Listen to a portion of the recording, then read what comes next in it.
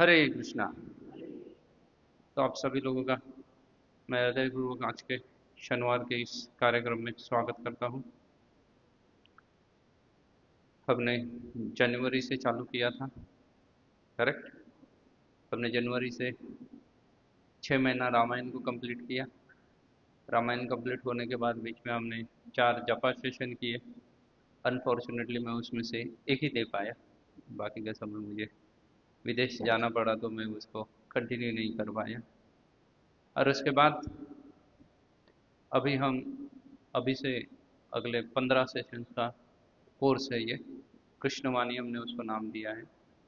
Basically ये basic of Bhagavad Gita level 1 course है भगवत गीता को लेके। तो इसको शुरुआत करने जा रहे हैं आज से। इसका इंट्रोडक्टरी सेमिनार मैंने कल आपको बता दिया था, लास्ट सेशन में ले दिया था हमने। तो अभी हम उसको कंटिन्यू करने वाले हैं। You all are fortunate. आज हमने लेट क्लास चालू कर रहे हैं, लेकिन आगे से लेट नहीं होगा। खाली ये 1 महीना क्लास लेट होगा क्योंकि अभी क्या चल रहा है, दामोदर मास चल रहा है। तो दामोदर मास पे जैसे आप लोगों ने कई बार सुना होगा, भगवान को दीप अर्पण करने का बड़ा महत्व है। भगवान को आप सब लोगों ने दिखाया दिया भगवान को जाके? कितने लोगों ने दिखाया? गुड। तो भगवान को दीप अर्पण करने का बड़ा महत्व है। भगवान को दिया दिखाना चाहिए। स्कंद पुराण के अनुसार अगर देखा जाए तो स्कंद पुराण कहता है कि भगवान को अगर कोई इस महीने में दीपक जलाता है तो उसके हजारों जन्म के पाप जो है वो एक पलक झपकने के इतना जितना समय लगता है उतने में सब नष्ट हो जाता है। जस्ट एक पलक झपकने में जितना समय लगता है हजार जन्म के पास नष्ट होते हैं। इसलिए ये महीना बहुत महत्वपूर्ण है ना। जो महाराष्ट्र में रहने वाले हैं उन्होंने कभी देखा होगा कि ये महीना जैसे ही कार्तिक चालू होता है तो गांव-गांव में काकड़ आरती चालू हो जाती है। विठल के मंदिर में काकड़ा आरती होती है। तो उस आरती को क्या करते हैं, ले लेते हैं। तो मतलब यह महीना आध्यात्म के लिए बहुत ही अच्छा है। ये भगवान को बहुत ही प्रिय महीना है। हालांकि भगवान भगवद गीता में तो बोलते हैं मासा नाम मार्गशीर्ष में, सभी महीनों में बोले मार्गशीर्ष जो है वो मेरा क्या है, रिप्रेजेंटेटिव है। वो मेरा रिप्रेजेंटेटिव है। ये मार्गशीर्ष महीना ज़्यादा महत्वपूर्ण है। लेकिन अगर मार्गशीर्ष महत्वपूर्ण है, फिर कार्तिक का क्या महत्व है? तो कार्तिक भगवान ने स्पेसिफिकली श्रीमती राधा रानी को वचन दिया है, क्योंकि ये महीना राधा रानी को ज़्यादा प्रिय है। और उन्होंने स्पेसिफिकली ये महीने में राधा रानी को वचन दिया है कि ये महीना मुझे क्या होगा, अति प्रिय होगा करके। भगवान की सभी बाल्य लीलाओं में भगवान की लीला है। भगवान कृष्ण जब प्रकट थे तो उनकी लीलाओं को ऐसा डिवीजन किया जाता है। वृंदावन लीला, मथुरा लीला, द्वारिका लीला। वृंदावन लीला को बाल्य लीला कहा जाता है। तो उन सभी बाल्य लीलाओं में भगवान की सबसे मधुर बाल्य लीला जो है वो लीला कौन सी है? तो ये दामोदर लीला है। ये सबसे मधुर बाल्य लीला है। जिस दिन माता यशोदा ने क्या किया था, भगवान को उधर से बांध दिया था, रस्सी से बांध दिया था। रस्सी से बांधने के बाद वो, खैर हम उस लीला में नहीं जाएंगे, नहीं तो हमारी भगवत गीता रह जाएगी। दैट इज जो हमें करना है वो रह जाएगा। लेकिन आपको पता होगा कि रस्सी से बांधने के बाद जो रस्सी है वो 2 उंगली क्या कर रही थी, शॉर्ट पड़ी थी, कम गिरी हुई थी। अभी ये 2 उंगली का भावार्थ अलग अलग जगह पे अलग अलग तरीके से क्या किया हुआ है, निकाला गया है। अलग जगह पे उसका अलग मीनिंग बताया गया है। कैसा अलग मीनिंग बताया गया है? तो कुछ स्थानों पे कहा गया है, खास करके ब्रह्म मध्व गौड़िया संप्रदाय में जो गौड़िया आचार्य रूप गोस्वामी है, वो कहते हैं कि वो 2 उंगली जो कम गिरता है वो है भक्त का प्रयास और भगवान की कृपा। दोनों की आवश्यकता है। हमारी ओर से प्रयास की आवश्यकता है और भगवान की ओर से क्या है, कृपा की आवश्यकता है। श्रीमन मध्वाचार्य जी कहते हैं कि भाई ये जो 2 उंगली है उसके वो 4 मीनिंग निकालते हैं। वो बोलते हैं एक तो भगवान की कृपा भी आवश्यक है, हमारा प्रयास भी आवश्यक है। लेकिन बोले भगवान की कृपा होने के लिए और हमारा प्रयास, वो प्रयास किस चीज़ में करना चाहिए? तो बोलते हैं ज्ञान और वैराग्य की आवश्यकता है। व्यक्ति के पास ज्ञान भी होना चाहिए भगवान के बारे में, और फिर क्या होना चाहिए उसके पास, वैराग्य भी होना चाहिए, बिकॉज ज्ञान एंड वैराग्य बोथ आर ट्विंस। वो दोनों कैसे हैं? ट्विंस है, जुड़वा भाई है, वो एक नहीं आता है। जिसके पास ज्ञान है तो उसके पास वैराग्य भी रहेगा, जिसके पास वैराग्य है तो फिर वो ज्ञानी भी रहेगा। जिसके पास ज्ञान है लेकिन वैराग्य नहीं है तो उसको कहा जाता है शुष्क वै ज्ञान। उसके ज्ञान में कोई मतलब नहीं है। वो अपने जीवन में ज्ञान को क्या नहीं कर रहा है? पालन नहीं कर रहा है, अपने पर्सनल जीवन में उसको पालन नहीं कर रहा है। और किस व्यक्ति के पास क्या होगा? ज्ञान होगा लेकिन वैराग्य नहीं है, तो पर्सनल जीवन में ज्ञान को पालन नहीं कर रहा है। और किसी के पास सिर्फ वैराग्य है लेकिन ज्ञान नहीं है, तो वो भी शुष्क वैराग्य है। वो वैराग्य के पीछे का उसको अर्थ पता नहीं है। वो क्या कर देगा? कुछ समय के बाद उस वैराग्य को त्याग देगा। त्याग सकता है। क्यों त्याग सकता है कुछ समय के बाद उस वैराग्य को? क्योंकि वैराग्य का जब उसको मतलब ही पता नहीं है तो फिर वो वैराग्य को धारण करके कैसे रख सकता है? नहीं रख सकता। जैसे अगर मुझे पता है कि मैं कोई चीज़ कर रहा हूँ तो किसी के प्रसन्नता के लिए कर रहा हूँ, तो वो चीज़ मैं जीवन भर करता रहूँगा। जैसे माता अपने पुत्र के लिए जब कुकिंग करती है तो वो जीवन भर करती है। क्या उसको तकलीफ है, वो बीमार है, कुछ सोचती है माँ?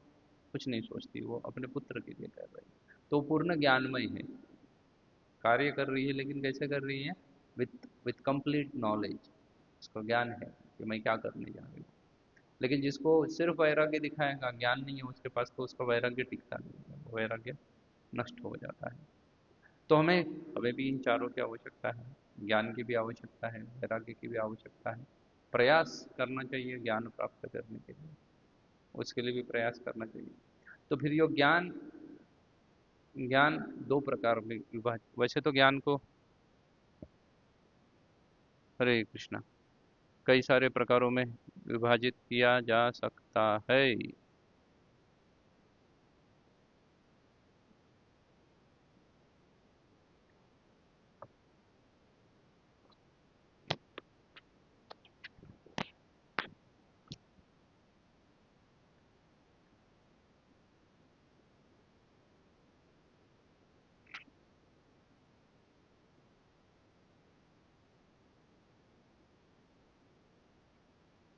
पॉजिटिव नेगेटिव देख लो।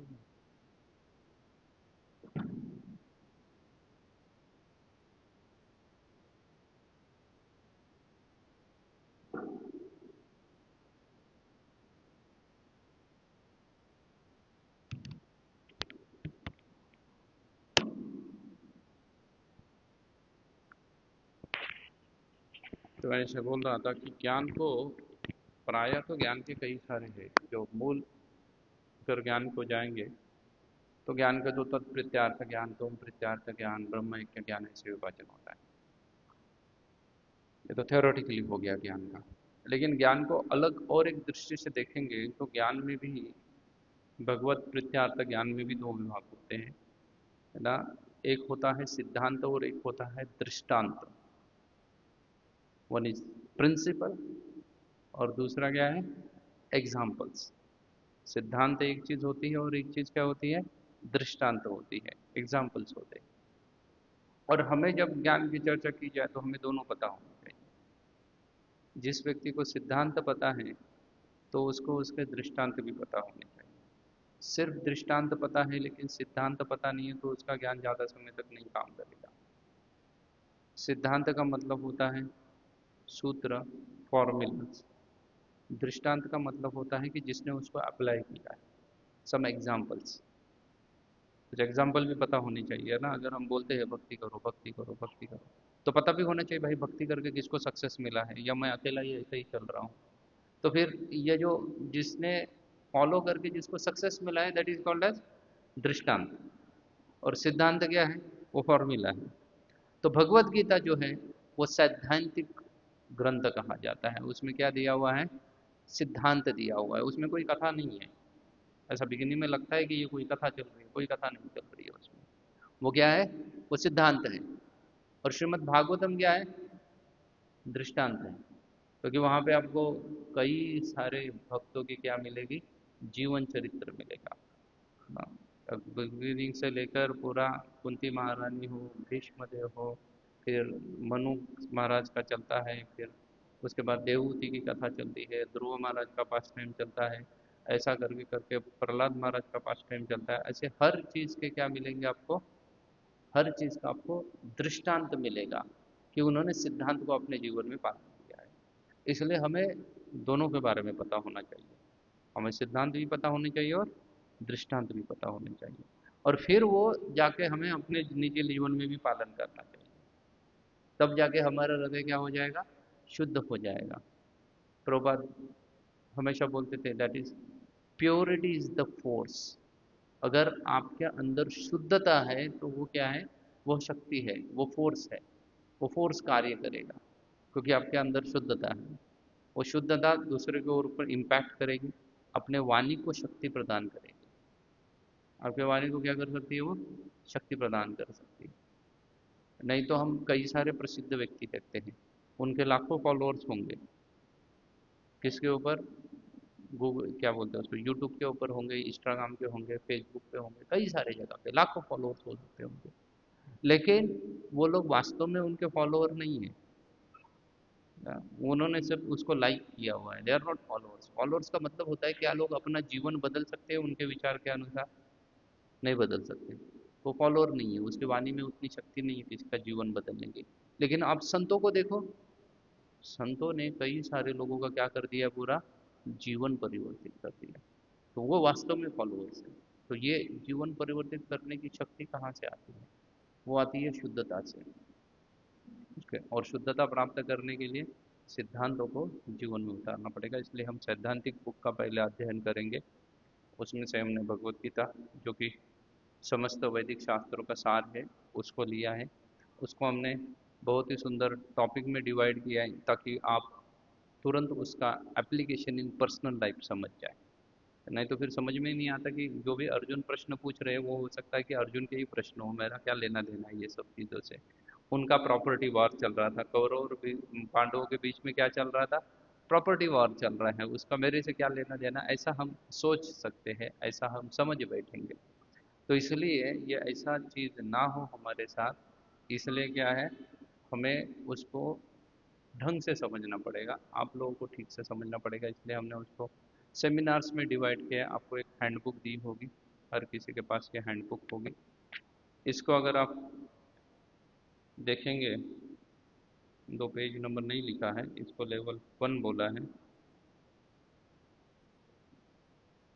उसके एम्स और ऑब्जेक्टिव है वो आप बाद में पढ़ लेना। हमें क्या क्या चाहिए, हमें बेसिक चीज़ें चाहिए इसमें कि ये कोर्स ख़त्म होने होते आपको कम से कम मंगल आरती और क्या आना चाहिए, नरसिंह आरती, 2 चीज़ें आना चाहिए ये अगले 3 महीने में। वो एक्सपेक्टेशन है आपसे। उसके बाद वैष्णव प्रणाम, डेटी प्रणाम मंत्र आपको पता होना चाहिए, वो तो पता ही है, वांछाकल्पतरु सबको पता है। डेटी के बारे में आपको जानना चाहिए, कीर्तन के बारे में पता होना चाहिए। ये लेवल 1 ख़त्म होते होते आप सभी लोग यहाँ पे धोती कुर्ता स्लैश साड़ी माताओं के लिए है, तो धोती कुर्ता या साड़ी में आने चाहिए। तब आप में परिवर्तन हो रहा है ना, नहीं तो परिवर्तन कैसे होगा। है ना? आपको तिलक धारण करना चाहिए मेरे जैसा, आपकी खुद की बिड बैग होनी चाहिए, पूरा घर मिला के एक बिड बैग नहीं होनी चाहिए। ना सुबह बीवी ने किया, दोपहर में बच्चों ने किया और शाम को पति ने कर दिया, ऐसा नहीं होना चाहिए। Everybody should have his own own bid bag होनी चाहिए हर किसी की। इतना इतना कम से कम होना चाहिए आपके पास।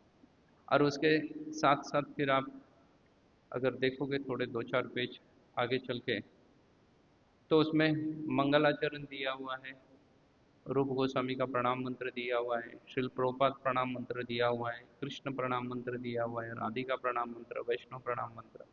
ये सब चीज़ें आपको मगअप करनी है। 3 महीने के बाद आपका ओरल टेस्ट होगा, तब ये चीज़ें आपको आनी चाहिए। इट इज़ एक्सपेक्टेड आपको कि इतना आपको आना चाहिए। नरसिंह आरती भी आनी चाहिए आपको, इतनी सारी चीज़ें आपको आनी चाहिए बस। उसके बाद फिर कई सारे भजन दिए हुए हैं, जो कि हम आशा करते हैं कि आप इसको भी क्या करोगे, याद कर लोगे उतने भजन को। भोग कैसे लगाना है आदि चीज़ें भी इसमें दी हुई है, 10 नामापराध के बारे में दिया हुआ है। तो आप ये चीज़ें अगर दैनंदिन पढ़ोगे, संसार दावा दैनंदिन, तुलसी आरती आदि दैनंदिन पढ़ोगे, तो क्या हो जाएगा, आपको बहुत सारी चीज़ें क्या हो जाएगी, आ जाएगी, इसलिए आपको ये हैंडबुक दे रहे हैं। ये हर आप अगर देखेंगे दूसरा या तीसरा पेज जिसमें मॉड्यूल लिखे हुए हैं, मॉड्यूल 1, मॉड्यूल 2, मॉड्यूल 3, ये हर एक टॉपिक है। 3 टॉपिक इसमें दिए हुए हैं। जैसे पहले मॉड्यूल में ही आप देखिए introduction to Bhagavad Gita, spirit of Bhagavad Gita, और उसके बाद वेदास के ऊपर चर्चा करेंगे, प्रिविलेज ऑफ ह्यूमैनिटी। तो हर 3 सेशन के बाद हर एक कक्षा में आपका एक सेशन खत्म हो जाएगा, और ऐसे 3 सैटरडे कक्षाएं होंगी। हर 3 सैटरडे के बाद आपको क्या देना पड़ेगा? एग्ज़ाम देना पड़ेगा। आपका इवोल्यूशन होगा, आपको एग्ज़ाम देना पड़ेगा। ये तो 3 सैटरडे के बाद की चर्चा है। मतलब हर महीने में एक एग्ज़ाम होगी आपकी। आप कंसिडर करके चलो कि लास्ट वीक या बीच में कहीं तो आपकी क्या आ जाएगी? एग्ज़ाम आ जाएगी। एक मॉड्यूल ख़त्म हो गया तो एग्ज़ाम आएगी। एग्ज़ाम का डेट हम बताएंगे नहीं, it will be surprise test. नहीं तो एग्ज़ाम के दिन क्या हो जाएगा, 90% लोग एब्सेंट रह जाएंगे, बोलोगे कि आना ही नहीं है एग्ज़ाम देना है। तो ऐसा नहीं करना है, आपको एग्ज़ाम दी जाएगी। आपको हर दिन, मतलब जैसे आज कक्षा होती है, टुडे अगर आपकी कक्षा होती है, तो उसके नेक्स्ट दिन means Sunday you will get on your WhatsApp के ऊपर आपको 10 क्वेश्चन मिलेंगे हर क्लास के बाद। नेक्स्ट संडे जैसे आज सैटरडे है, कल आपके ग्रुप के ऊपर 10 क्वेश्चन आ जाएंगे कल शाम तक आपको, और वो 10 क्वेश्चन आपको सॉल्व करने हैं नेक्स्ट सैटरडे तक। आपको क्या करना है? उसको सॉल्व करना है। कहाँ पे इसका आंसर मिलेगा?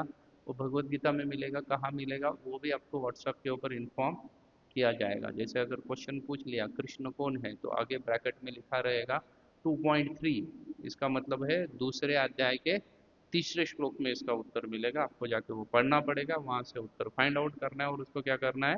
लिख देना है। समझ रहे हैं ना आप लोग? तो ऐसे आपको 10 क्वेश्चन मिलेंगे। उसके आंसर कहाँ लिखने हैं? तो हमने पीछे बहुत सारे ब्लैंक पेजेस छोड़े हुए हैं आपको क्या लिखने के लिए? आंसर लिखने के लिए बहुत सारे ब्लैंक पेजेस छोड़े हुए हैं। उसके ऊपर आपको क्या लिखना है? उसका उस चीज़ों का आंसर लिखना है। और आंसर लिखने के बाद आपको एवरी सैटरडे आके वहाँ पे काउंटर पे दिखाना है अपने आंसर लिखे करके। आपको बुक वहाँ पे इट्स लाइक सबमिट करना है या दिखाना है कि भाई मैंने पिछला दिया हुआ होमवर्क क्या किया है? कंप्लीट करके आया हूँ या नहीं हूँ। और ऐसे 3 सेशन के कितने क्वेश्चंस हो जाएंगे? 30 क्वेश्चंस हो जाएंगे।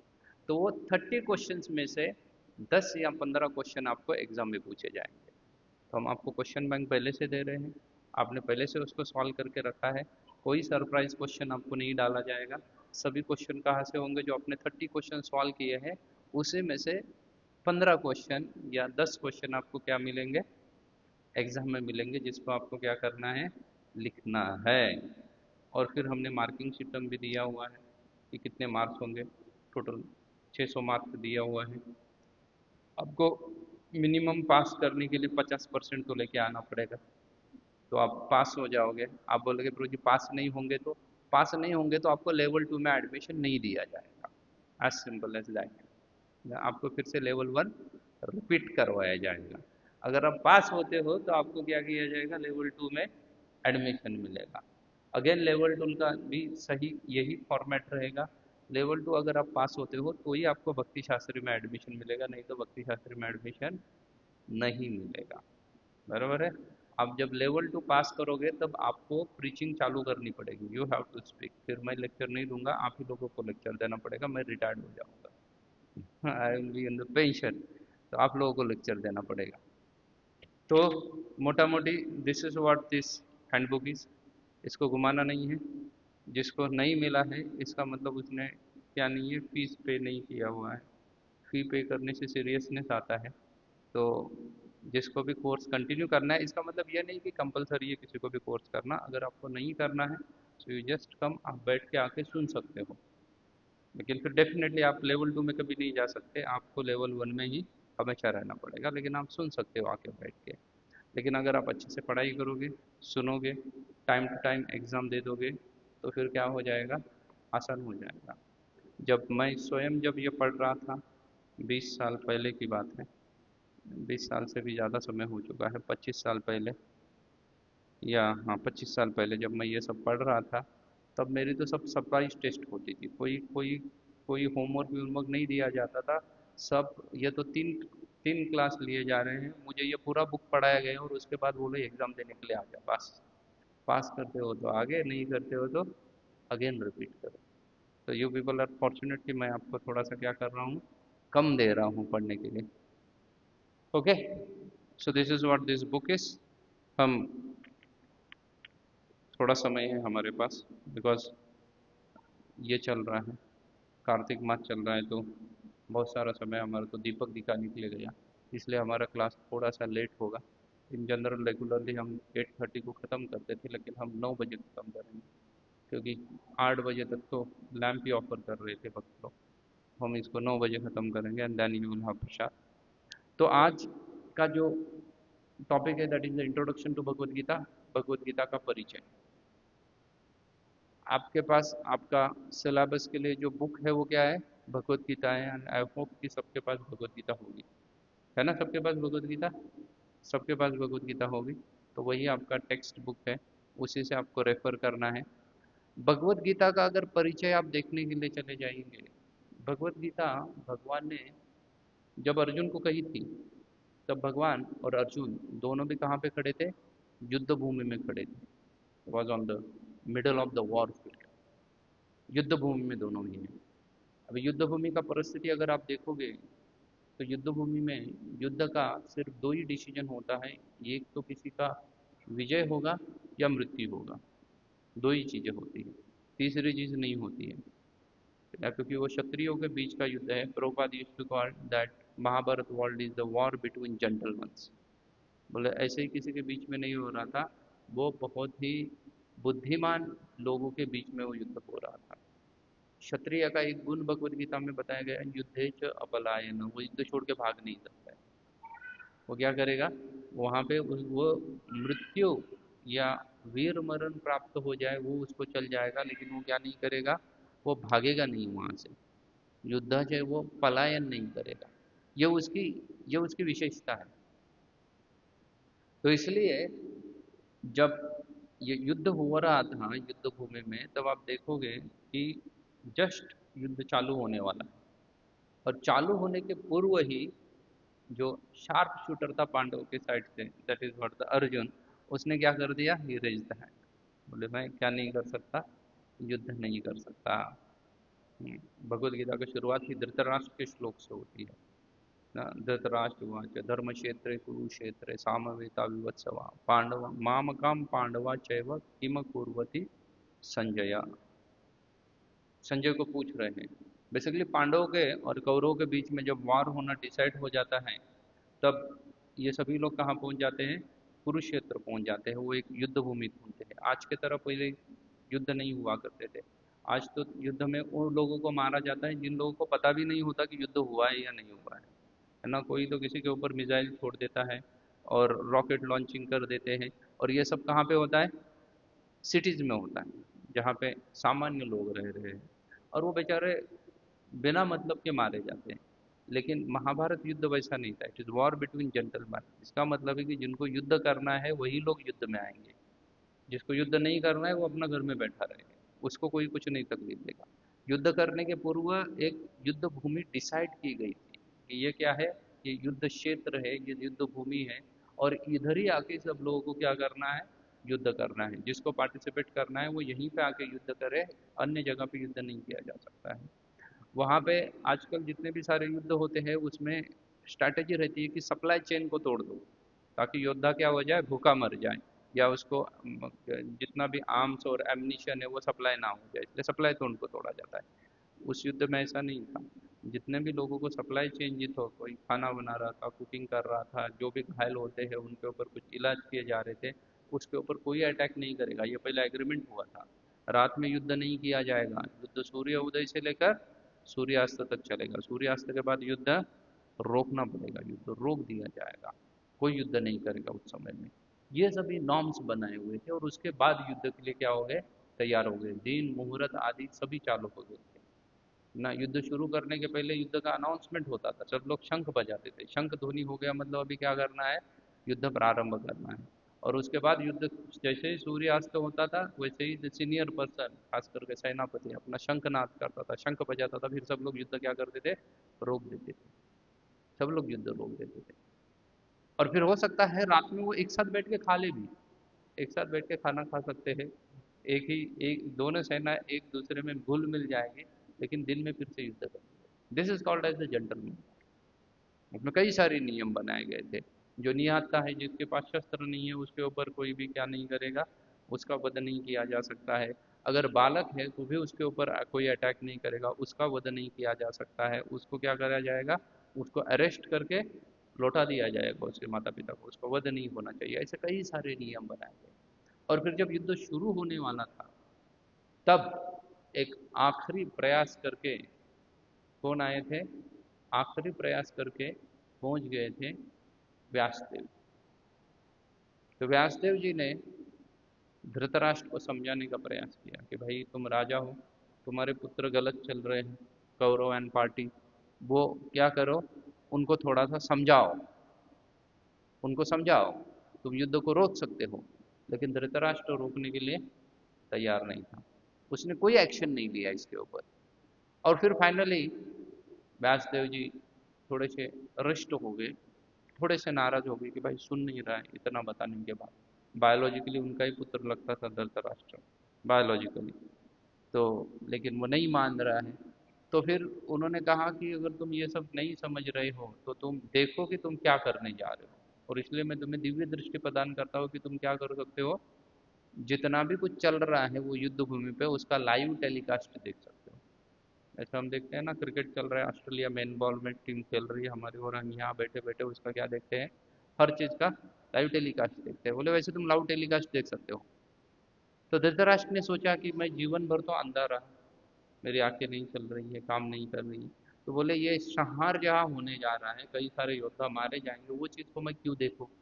इसलिए उन्होंने कहा कि आप क्या करो, मेरा एक पर्सनल सेक्रेटरी है, पीए है, जिसका नाम है संजय, आप वो शक्ति किसको प्रदान करना, संजय को प्रदान करना। संजय मुझे क्या करेगा, कमेंट्रेटर की तरह कमेंट्री सुनाएगा, लाइव टेलीकास्ट वो खुद देखेगा और मुझे कमेंट्री सुनाएगा कि क्या चल रहा है युद्ध में।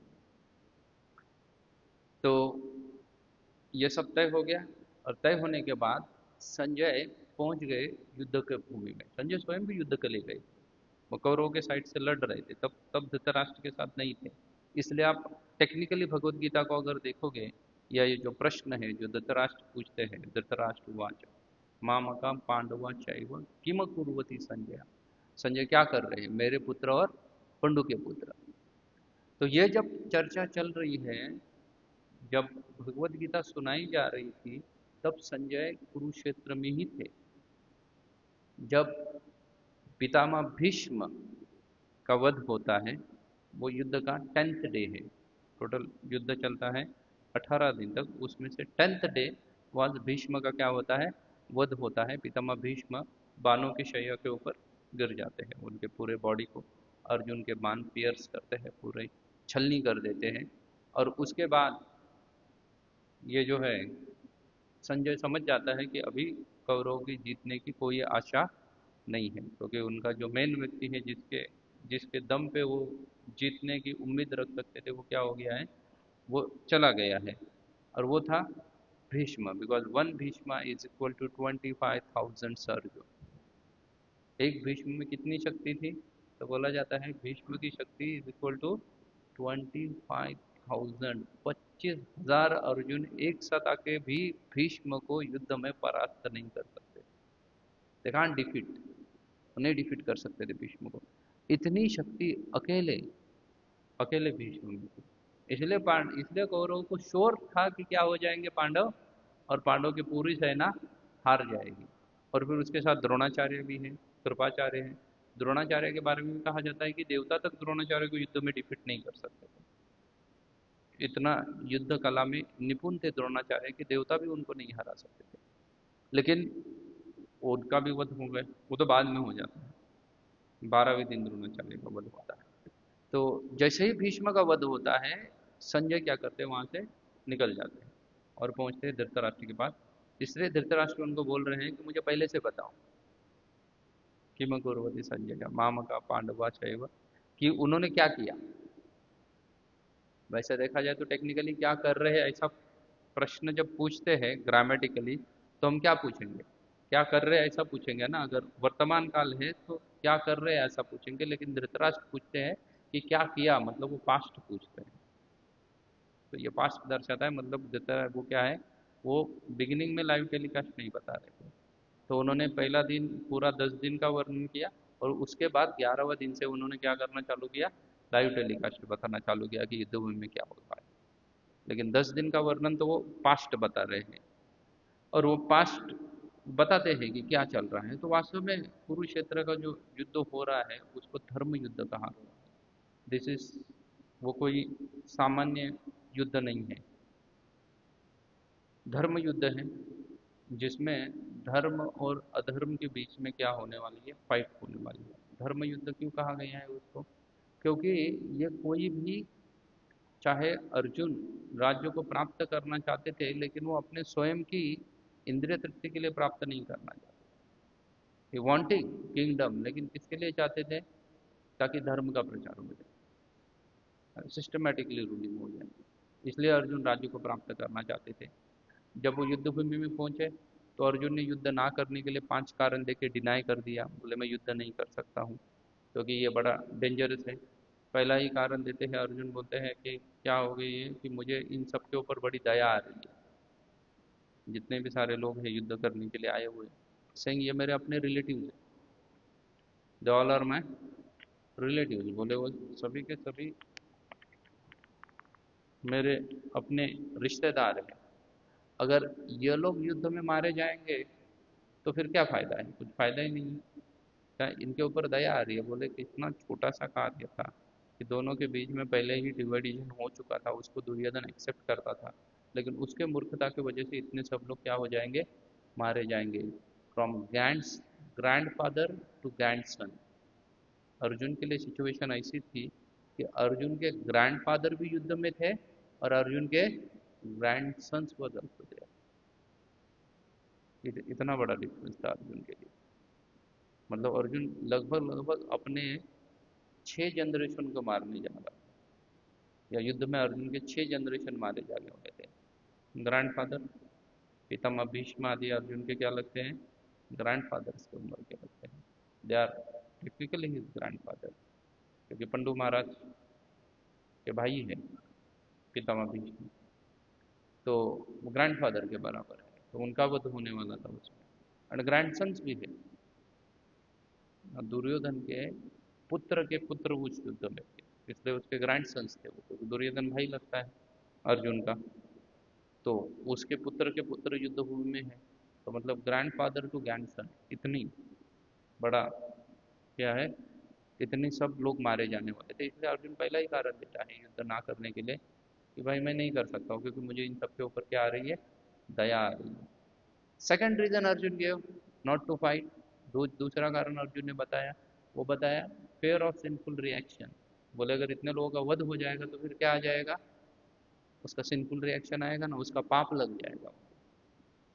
तो इसलिए मैं क्या नहीं कर सकता हूँ, युद्ध नहीं कर सकता हूँ। तीसरा कारण अर्जुन ने बताया डिस्ट्रक्शंस ऑफ फैमिली ट्रेडिशंस, हमारी जो कुल परंपरा है वो क्या हो जाएगी, नष्ट हो जाएगी, कुल परंपरा नष्ट हो जाएगी। क्योंकि अगर अभी तो वैसे ही कलयुग में कोई कुल परंपरा का वैल्यू नहीं है, ऐसा कहा जाता है। कुल परंपरा मतलब घर के जो बूढ़े लोग हैं वो घर में होने चाहिए, क्योंकि वो क्या देते हैं, वो संस्कार देते हैं। माता पिता अपने जीवन में बिजी है, लेकिन फिर भी बच्चों के ऊपर संस्कार करने का कार्य कौन करेगा, दादा दादी करेंगे। आजकल तो न्यूक्लियर फैमिली कंसेप्ट है, कोई किसी के ऊपर संस्कार करता नहीं है, माता पिता के ऊपर ही संस्कार नहीं है, तो उनको पता ही नहीं है कि संस्कार क्या होता है जो कि वो अपने बच्चों को देते। तो ये परिस्थिति है अभी की। लेकिन अर्जुन तब बोल रहे हैं कि इससे क्या हो जाएगा, ना फैमिली ट्रेडिशन क्या हो जाएगा, डिस्टर्ब हो जाएगा, नष्ट हो जाएगा फैमिली ट्रेडिशन। अभी कलयुग में देखना सभी फैमिली ट्रेडिशन नष्ट हो चुका है, नष्ट हो चुका है ना। आप किसी भी शादी में जाना, उस शादी में मंत्र पठन क्या हो रहा है, उससे ज़्यादा लोगों की चिंता किसकी रहती है, म्यूजिक की चिंता रहती है। दूल्हा दुल्हन कैसे नाचेंगे उसका ट्रेनिंग उनको दिया जाता है, that is what they are doing now. तो ये ट्रेनिंग दिया जा रहा है, तो ये क्या दर्शा रहा है, ये दर्शा रहा है कि फैमिली ट्रेडिशन क्या हो गया है, नष्ट हो गया। There is no family tradition, कोई फैमिली ट्रेडिशन नहीं है। हाँ, आज के हमारे सबके वस्त्र आदि, हम जितने भी कपड़े पहनते हैं, ये क्या हो गए हैं, सबके एक जैसे हो गए। Is there any family tradition? नहीं है। आप अभी 100 लोगों को एक साथ बिठा दो, आप नहीं बोल सकते कि ये साउथ इंडियन है, या नॉर्थ से है, या पंजाबी है, ये है। कुछ बोला जाता है? Impossible. The family traditions are gone. पहचान नहीं सकते कि कौन कैसा। फैमिली ट्रेडिशन अर्जुन तीसरा कारण देते हैं। चौथा कारण अर्जुन देते हैं, जायतो वर्ण संकरा। वर्ण संकर का रीजन देते हैं। ये चौथा कारण देते हैं युद्ध ना करने के लिए। भाई अगर युद्ध हो जाएगा तो फिर क्या आ जाएगा, वर्ण संकर आ जाएगा। वर्ण संकर, अभी कलयुग में तो वर्ण संकर ही है, बाकी कुछ है नहीं। तो कलयुग में क्या है, वर्ण संकर है।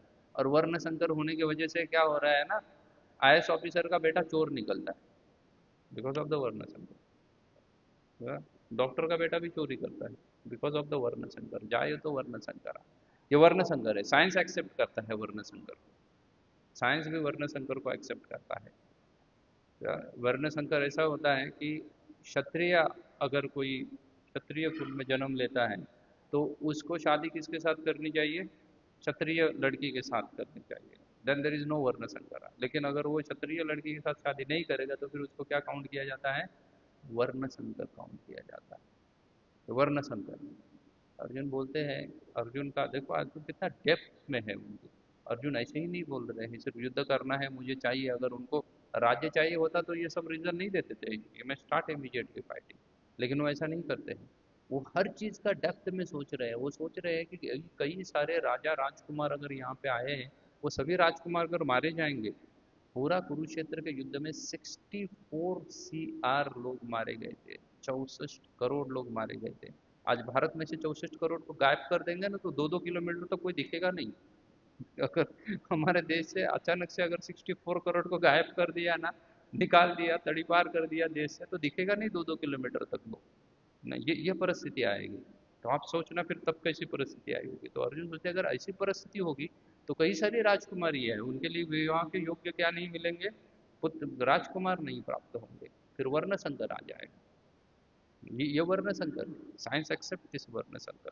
ये कंसेप्ट को साइंस अलग तरीके से स्वीकार करते हैं, लेकिन ये सभी सभी आजकल जितना भी मॉडर्न एजुकेशन है वो सभी जो वैदिक एजुकेशन को एक्सेप्ट करते हैं, लेकिन वो अलग तरीके से एक्सेप्ट करते हैं।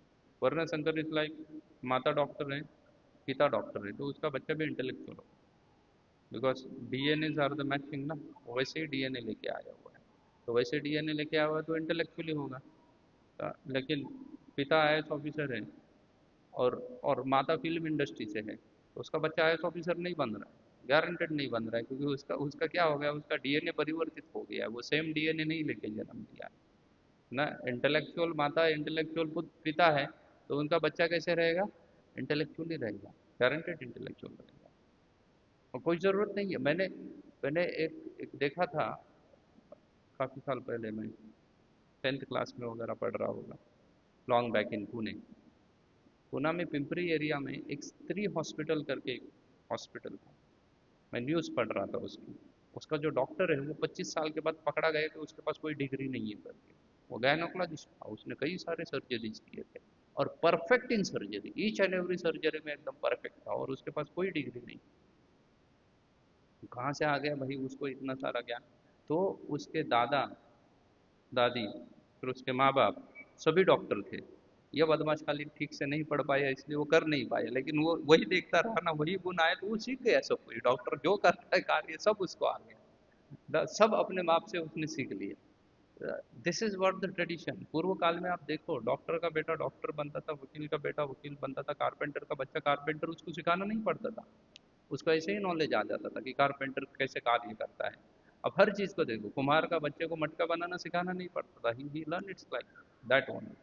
लेकिन वर्ण संकर की वजह से क्या हो गया है, वो नॉलेज ट्रांसफॉर्मेशन ब्रेक हो गया। नॉलेज ट्रांसफॉर्मेशन उसका ब्रेक हो गया ना, because there is no matching DNA. वो डीएनए मैच नहीं हो रहे, अलग अलग। तो अर्जुन बोलता है वर्ण संकर आ जाएगा। 4 कारण अर्जुन ने बताया। 5वां रीजन अर्जुन देता है युद्ध ना करने के लिए, इनडिसीजन।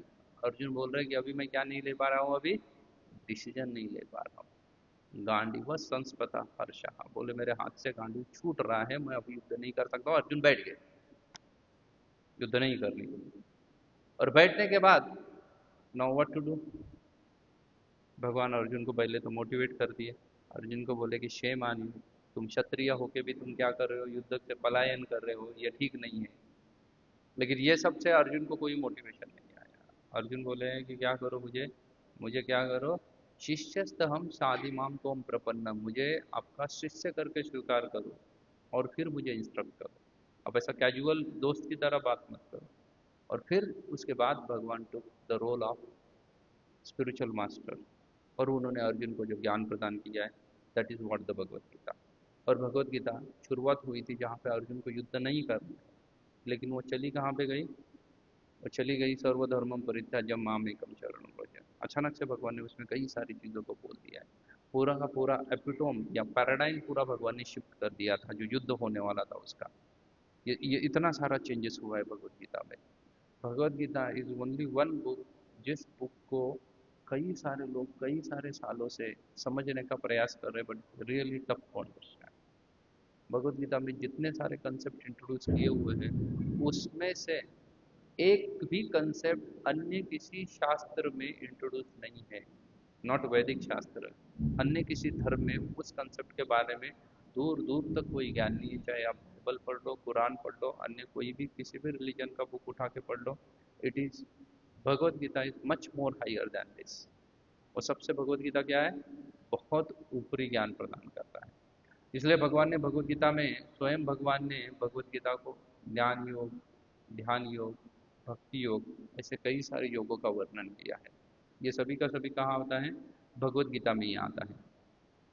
तो इसलिए हमें भगवत गीता को क्या करना चाहिए, सही ढंग से पढ़ना चाहिए, जिससे हम खुद प्रश्न पूछे। जैसे अर्जुन ने कई सारे प्रश्न पूछे ना, इज वेरी इंटेलेक्चुअली गिविंग। ये सभी प्रश्न जो अर्जुन ने पूछे हैं, या जो रीजन दिए हैं युद्ध ना करने के, ये सभी के सभी रीजन अर्जुन अथर्ववेद वेद से बोल रहे हैं। अर्जुन वॉज इंटेलेक्चुअल पर्सन, इसलिए वो सब चीजें अथर्ववेद से बोल रहे थे। ये जितने सारे रीजन है वो अथर्ववेद में लिखे हुए हैं, वहां से अर्जुन कोट कर रहे थे और भगवान को बता रहे थे। इसलिए हम मनुष्य होने के नाते हमें खुद को सोचना चाहिए ना, हमारे जीवन से निकलित कई सारे प्रश्न होंगे, जिन प्रश्नों के बारे में हमें सच में सोचना चाहिए कि मैं इस संसार में दुख क्यों भुगत रहा हूँ, मेरे साथ वो सब चीज़ें क्यों हो रही है जो चीज़ें मुझे बिल्कुल पसंद नहीं है। होती है ना, ज़बरदस्ती चीज़ें होती है मेरे साथ, कई सारी चीज़ें मेरे साथ ज़बरदस्ती होती है। जैसे मेरे बाल पकने लगे हैं अभी, सो आई डोंट वांट इट। मुझे तो हमेशा जवान रहना है, लेकिन मुझे क्या किया जाएगा, फोर्स किया जाएगा टू बिकम ओल्ड, जबकि मेरी कोई इच्छा नहीं है, लेकिन मुझे फोर्स किया जाएगा। दो I am doing everything for, मेरे सुख के लिए कर रहा हूँ, फिर भी दुख क्या किया जाएगा, मुझे फोर्सफुली दिया जाएगा। मुझे नहीं चाहिए, नो बडी वॉन्ट दुख। किसको चाहिए अपने जीवन में, नहीं चाहिए। Everybody want to become happy, everybody want to become joyful situation in life. लेकिन क्या किया जाएगा, फोर्सफुली दिया जाएगा, दुख भी आपको फोर्सफुली दिया जाएगा। ऐसी कई सारी चीज़ें होगी जो हमें फोर्सफुली दी जाती है। तो इसलिए हमें मरना भी नहीं है, मरना है किसी को नहीं मरना है, लेकिन फोर्सफुली मरना पड़ता है, पड़ता है ना, इट फोर्स, मरना पड़ता है फोर्सफुली, या मार दिया जाएगा आपको फोर्सफुली। डॉक्टर आदि कोई नहीं बचा सकता है, though you are having so much money, कितना भी एक्सपर्ट डॉक्टर क्यों ना हो, कोई आपको बचा नहीं सकता। डॉक्टर फाइनली बोल देता है बॉडी रिस्पॉन्स नहीं कर रही है, मैंने मेडिसिन तो सब कर दिया, मेरा अपना काम कर दिया, लेकिन अभी क्या नहीं कर रही इसकी body, body is not respond ना। ये क्लियरली बोलता है कि भाई प्रार्थना करो, अगर ना क्या करे, बॉडी रिस्पॉन्स करे इसका मेडिसिन को, तो शायद बच सकता है, नहीं तो नहीं बच सकता है। It's like next to impossible. मृत्यु को परास्त करना नेक्स्ट टू इम्पॉसिबल है। क्यों इम्पॉसिबल है मृत्यु को परास्त करना? अभी तो कई सारे मेडिकल में रिसर्च चल रहा है कि भाई व्यक्ति को क्या किया जाएगा, हमेशा जवान रखा जाएगा, उसको हमेशा क्या करो, वो मरे ना। और उसके बाद फिर क्या हो जाएगा, अगर नहीं भी मरेगा कोई, वैसे ही जीवित रहेंगे, फिर लोग क्या करेंगे, उसके फैमिली वाले उसको मार देंगे। This is what the reality. आप सोचिए, आपके घर में आपके दादा परदादा अभी भी बैठे हुए और खा खा से रहे हैं बैठ के, आप आपको पसंद आएगा वो अभी तक रहे हैं करके? हाँ? अभी तक नहीं रहे। आप जाओ आपके पापा से प्रॉपर्टी मांगने के लिए, पापा बोलेंगे अरे ये सब प्रॉपर्टी मेरे परदादा के नाम पे है, वो अब तक दे नहीं रहा है, from where I should give to you, कहाँ से मैं तुम्हें दूंगा ये सब चीजें। तो इट इज नेसेसरी, समय के अनुसार हर किसी को देह छोड़ना क्या है, जरूरी है, तो हम चाहते नहीं है। और ऐसे सभी प्रश्न का उत्तर कहाँ मिल जाएगा आपको, भगवत गीता में मिल जाएगा। You have to really think. जैसे महाभारत में बोला गया है ना, आहार निद्रा भय मैथुन सामान्य यथा पशुभीर समान, धर्मो हितेशो अधिको विशेषो धर्मेण ही न पशुभीर नराना। आहार, निद्रा, भय, मैथुन, ये चार चीजें क्या है, कॉमन है, इवन इन द एनिमल्स। और हम कॉमन है, हमें भी खाने की आवश्यकता है, एनिमल्स को भी खाने की आवश्यकता है। निद्रा, हमें सोने की आवश्यकता है, उनको भी सोने की आवश्यकता है। भय, वो भी डरते हैं, इसलिए वो अपने एरिया को प्रोटेक्ट करते हैं। कोई भी कुत्ता अपने गली में दूसरे कुत्ते को एंट्री नहीं करने देता है। शेर का भी अपना एरिया फिक्स रहता है, वो उसमें दूसरे शेर को आने नहीं देता है, देता है, नहीं देता। हम भी अपने अपने गली को पकड़ के बैठे हैं, बैठे हैं नहीं बैठे, बैठे हैं ना। हम भी चिल्लाते हैं, कुत्ता जैसा गुरगुराता है वैसे हम भी जाके वहाँ पे सांसद में हमने जिनको चुन के दिया है वो चिल्लाते हैं कि भाई ये रोहिंग्या एंट्री कैसे कर रहे हैं, वहाँ पाकिस्तान से किसको एंट्री मत करने दो। क्यों? बिकॉज ये हमारा गली है ना, this entire country is our गली, इसके अंदर किसी को एंट्री करने देते हैं हम लोग? नहीं देते हैं, बोलते ये नहीं रह सकता यहाँ पे, we are Indian and we are right to stay over here. आप दूसरे कंट्री में चले जाओ, कोई लेता है आपको? नहीं लेता है ना। आपका पूरा आपका वीज़ा है क्या प्रॉपरली, पासपोर्ट ये वो सब चेक किया जाएगा। अरे आप दूसरे कंट्री में गए और फिर से आपके कंट्री में आए तो भी आपको क्या किया जाएगा, आपका पासपोर्ट चेक किया जाएगा। बोले तुम इंडियन के तरह दिख तो रहे हो लेकिन फिर भी प्रूव करो कि तुम यहाँ के ही हो करके, तभी तुम्हें हम यहाँ पे ले लेंगे, नहीं तो तुम्हें नहीं लेंगे। नहीं लेंगे, अगर आपका पासपोर्ट गड़बड़ है तो आपको नहीं लेंगे वो फिर से, बड़ा बड़ा ये चलेगा उसके पीछे, बहुत बहुत सारा ये चलेगा, है ना। कई सारे आपको क्या करना पड़ेगा, 2-3 घंटा वहाँ पे वेट करना पड़ेगा। मैं अभी जस्ट बस रिसेंटली गया था साउथ अफ्रीका से, जब मैंने रिटर्न किया तो मैंने अभी जो पासपोर्ट लिखा था वो उसको अपग्रेड करवाया था, मेरा पुराना पासपोर्ट तो ख़त्म हो गया था। और वो उनकी गलती थी ना, पासपोर्ट ऑफिस की गलती थी कि उन्होंने मेरे पासपोर्ट के ऊपर मेरा पुराने पासपोर्ट का नंबर ही नहीं डाला। That is a printing mistake, वो उनका मिस्टेक है। और मैंने भी ध्यान नहीं दिया, मैं तो चला गया। और रिटर्न आने के बाद जब दिल्ली में मैं चेक कर रहा था तो उसने बोला कि भाई यहाँ पे सिर्फ लिखा हुआ है हमारा कि लास्ट पासपोर्ट, लेकिन उसका नंबर कहाँ पे है, नंबर ही नहीं है। तो उसने ये नंबर नहीं है करके मुझे बोल दिया कि महाराज दिस इज करेक्ट और ये डुप्लीकेट पासपोर्ट आपने बनवाया। मैं बोला डुप्लीकेट नहीं है ना, भगवान की कृपा है कि अभी क्या है, द थिंग्स आर इन्फॉर्मेशन का बड़ा तेज है, इसलिए 2 घंटे में उसने मेरा पुराना पासपोर्ट ढूंढ के निकाल दिया विद इन 2 आवर्स, और 2 घंटे के बाद छोड़ा है ना। मैं तो जिसने मेरा फ्लाइट टिकट बुक किया था उसको तो मैं चिल्ला के आया हुआ था कि मेरा दिल्ली से उतरने के बाद बम्बई के फ्लाइट के बीच में 5 घंटे का गैप रखा था उसने। तो आई वॉज एबसेंट कि भाई ये 5 घंटे का भाग क्यों है, मैं उतरने के बाद तो 1 घंटे में मुझे दूसरे फ्लाइट चाहिए तो आई कैन कम हियर, फिर से मैं जा पाऊँ करके बम्बई। लेकिन जब वो पता चला ना कि उसने 2 घंटा रुकाया, देना थैंक्स टू गॉड कि मेरा फ्लाइट क्या है, डिलेड है, नहीं तो वो तो चली जाती थी छोड़ के। तो ये अवस्था है, आपको नहीं लेंगे सेम कंट्री में भी। हाँ, आहार निद्रा भय मैथुन, इनके भय है, हम सबको भय है। एंड मैथुन, everybody have to go under a sex life. हमारी समाज में शादी ब्याह आदि की स्टैंडर्ड है क्योंकि मनुष्य अपने आप को उन्नत कर बैठा है। पशु पंछी में भी it is necessary things for them also.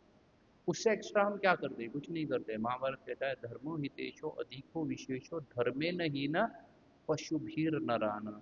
धर्म एक मात्र एक अधिक विशेष है, एक एक्स्ट्रा चीज है जो हम समझ सकते हैं, पशु नहीं समझ सकते। समझ सकते हैं, पशु धर्म को नहीं समझ सकते, दे कांट अंडरस्टैंड, वो रूल्स रेगुलेशन को नहीं जानते हैं। हम रूल्स रेगुलेशन को क्या कर सकते हैं, समझ सकते हैं। इसलिए भक्ति सिद्धांत सरस्वती ठाकुर जो प्रभुपाद के गुरु थे, वो एक बहुत सुंदर कथा बताया करते थे। यूज्ड टू टेल कि एक राजा था, वो राजा क्या कर दिया ना, उसने अपने प्राइम मिनिस्टर को बुलाया और बोला कि जाके है ना एक मूर्ख व्यक्ति ढूंढ के लेके आओ हमारे राज्य में, जो सच में मूर्ख होगा उसको हम क्या करेंगे ना, उसको हम सैलरी देंगे, मेंटेनेंस देंगे, सब कुछ फ्री में दे देंगे हमारे राज्य में। वो मिनिस्टर ने बड़ा ढूंढा, उसको कहीं पे कोई मूर्ख व्यक्ति नहीं मिला, क्योंकि राजा तो लेता था। फिर मिनिस्टर नहीं कर पाया तो राजा ने बोला कि किसी को अपॉइंट करो जो क्या करे, मूर्ख व्यक्ति को ढूंढे, ढूंढ के लेके आए। तो एक साधु था, वो साधु आ गया, बोला ये कार्य मैं करूंगा मूर्ख व्यक्ति को ढूंढने का। तो उसने, राजा ने उसको राजदंड दिया कि भाई अगर तुम मूर्ख ढूंढोगे तो फिर पहचानेंगे कैसे बाकी राजा के सैनिक। तो एक राजदंड उसके हाथ में दिया। वो साधु पूरा जीवन बीत गया, साधु ने कुछ अपना काम किया नहीं, मूर्ख ढूंढने का काम तो कुछ किया नहीं उसने। और साधु तो चलता रहा उसका जीवन। राजा भी जवान था, वो बूढ़ा हो गया। साधु को एक दिन खबर मिली कि राजा अभी अपने आखिरी दिन गिन रहा है। तो साधु आया उसके पास, और साधु उसके पास आके राजा को बोला कि आप, राजा ने तो पूछा कि भाई तुमने मूर्ख ढूंढा क्या, कि मेरे राज्य में कोई है क्या? तो ही जस्ट सेड कि नहीं ढूंढ पाए। And then sadhu started asking some question. King को बोला, राजा ने बोला कि देखो, मेरे जाने के पूर्व क्या करो, तुम एक मूर्ख को ढूंढो भाई। तो साधु जैसे आस्किंग क्वेश्चन कि भाई आप कहाँ जा रहे हो? तो राजा बोला पता नहीं कहाँ जा रहा हूँ, लेकिन जा तो रहा हूँ क्योंकि मरने वाला है ना। तो ये जैसे सेड कि मैं निकल रहा हूँ। तो साधु जैसा आस्किंग क्वेश्चन कि भाई ठीक है, आप राजा जी अकेले जा रहे हो तो आप किसी सेना को साथ में लेके जाओ आपके, क्योंकि राजा को तो प्रोटेक्शन चाहिए। राजा बोले कि भाई सेना वेना तो वहाँ नहीं लेके जा सकते। आप साधु होके भी मूर्ख जैसा क्वेश्चन मत करो कि मैं किसी सेना को नहीं लेके जा सकता। बोले ठीक है, फिर आपकी ये 360 रानियां हैं, उसमें से किसी को साथ में लेके जाओ। जैसे नहीं, इसमें से भी कोई मेरे साथ में नहीं आ सकता है। बोले इतना धन दौलत है, उसको तो साथ में लेके जाओ। राजा बोले मैं जिस तरफ जा रहा हूँ वहाँ कोई नहीं जा सकता, मुझे अकेले जाना पड़ेगा। साधु ने वो राजदंड किसके हाथ में दे दिया? राजा के हाथ में दे दिया। जिस सेठ कि संसार में या आपके राज्य में सबसे बड़ा मूर्ख व्यक्ति हो ना, वो तुम हो ना। You are the biggest fool in this. अगर तुम इसमें से कोई भी चीज तुम्हारे काम नहीं आने वाली थी, तो इसको तुम कमाने में वेस्ट क्यों किया अपना समय? Why you wasted your entire life? हम भी वैसा ही कार्य कर रहे हैं। हम हमारे जीवन में से बहुत सारी चीजें हैं जो हमारे काम नहीं आएगी, वो प्राप्त करने के लिए क्या कर रहे हैं? We are wasting our time. हमारा टाइम सिर्फ हम क्या कर रहे हैं? वेस्ट कर रहे हैं ना। धन कमा के रखते हैं, धन कमा के रखते हैं, फ्यूचर में काम आएगा, फ्यूचर में काम आएगा, वो फ्यूचर कभी आता नहीं है। आप देखो, किसी का भी कोई फ्यूचर आता नहीं है कि फ्यूचर में काम आएगा, लेकिन फिर भी लोग क्या बना के बैठे हुए हैं?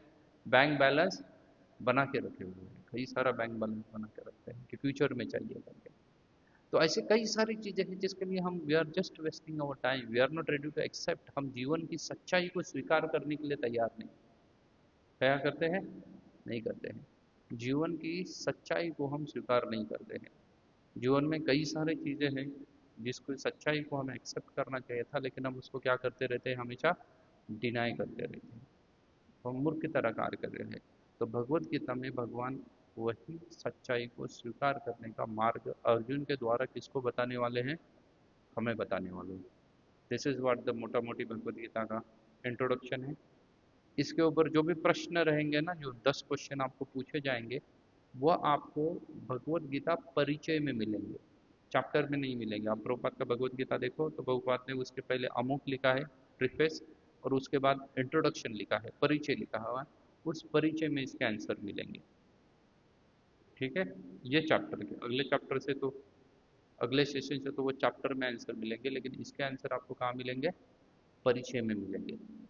क्लियर? हरे कृष्णा। किसी का कोई प्रश्न है? Any question related to today's class? और हैंडबुक किसके समझ में नहीं आया है या कंसेप्ट समझ में नहीं आई है, तो किसी का कोई प्रश्न है? No question. और प्रश्न नहीं है, अगर आपको हैंडबुक नहीं समझ में आए तो बाद में भी आप इस हैंडबुक को किसी अन्य भक्तों से समझ सकते हो, श्री मनोहर भाई से समझ सकते हो, मुझे पर्सनली पूछ सकते हो, या समर्थ सहदेव को पूछ सकते हो। अन्य भी हमारे कई सारे भक्त हैं, उनको पूछ के आप क्या करो? समझ के ले लो एग्ज़ाम कंसेप्ट को, और उसके अनुसार पढ़ाई करना चालू करो। अभी दिवाली आ रही है, इसका मतलब हमारे क्लास बंद नहीं है। हमारा क्लास हर दिन मतलब एवरी सैटरडे रहेगा। नेक्स्ट सैटरडे भी क्लास रहेगा, और नेक्स्ट सैटरडे तो कोई दिवाली नहीं है। नेक्स्ट सैटरडे 26, 26 है ना नेक्स्ट सैटरडे। तो 26 को भी हमारा क्लास रहेगा। उसके बाद सेकेंड नवंबर को सैटरडे आएगा। 2 नवंबर को खाली हम क्लास नहीं करेंगे, because that is Diwali vacation चल रहा है। लेकिन सेकेंड सैटरडे क्लास नहीं होगा, इसका मतलब ये नहीं कि क्लास बंद होगा। क्लास खाली ऑफलाइन नहीं रहेगा, लेकिन ऑनलाइन क्लास रहेगा। ऑन सेकेंड ऑल्सो ऑनलाइन रहेगा। आपको व्हाट्सएप के ऊपर लिंक और पासवर्ड शेयर किया जाएगा। जूम लिंक या जूम का जो भी पासवर्ड है या जो भी चीज़ें हैं वो आपको ऑनलाइन मिल जाएगी। सो यू अटेंड ऑनलाइन, लेकिन सेकंड को भी क्लास होगा, नो हॉलीडे। ठीक है। हरे कृष्ण।